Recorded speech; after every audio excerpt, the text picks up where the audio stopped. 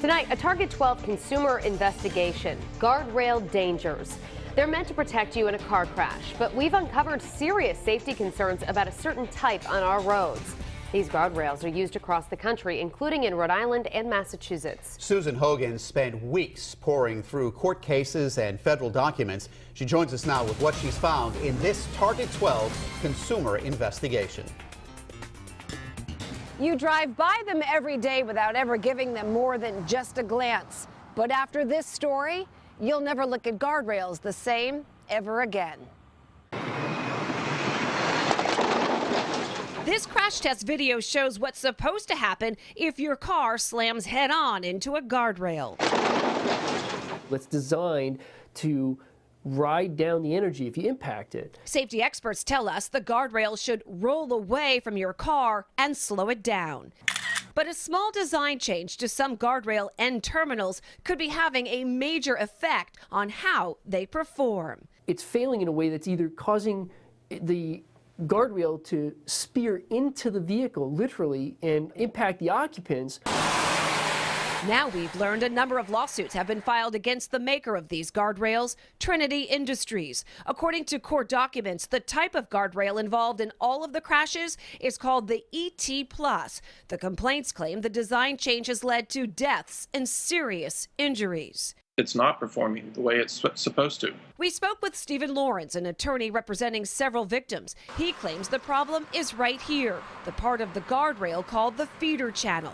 Lawrence says when Trinity redesigned this section from 5 inches wide down to 4 inches, it was just enough to dramatically change how the guardrail reacts when hit by a vehicle.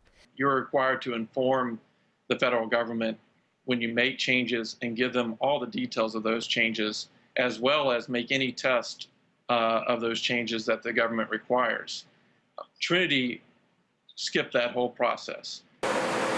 We followed up with the Federal Highway Administration. In a statement, they tell us, while Trinity informed the Federal Highway Administration they had inadvertently omitted the 4-inch feeder channel design details, the device in question met appropriate crash testing criteria.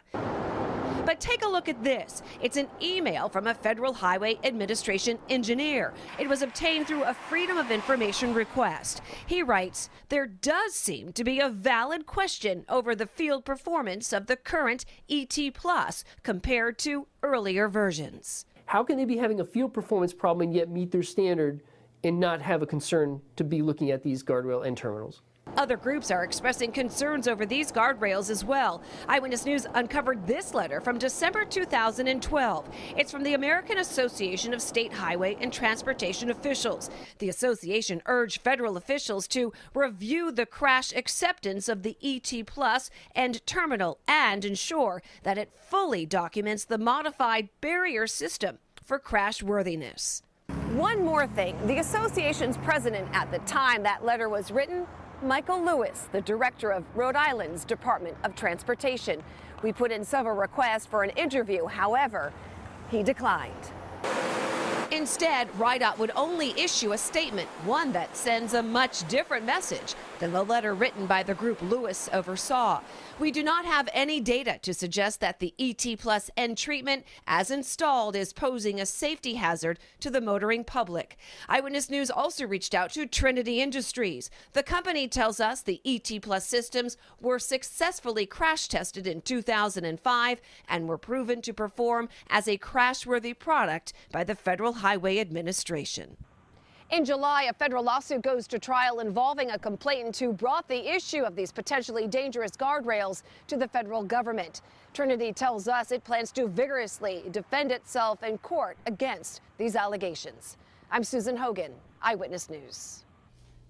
This consumer investigation continues tomorrow on Eyewitness News this morning when Susan speaks exclusively with a crash victim who says he lost both of his legs in an accident involving one of these guardrails. That's tomorrow morning right here on Eyewitness News.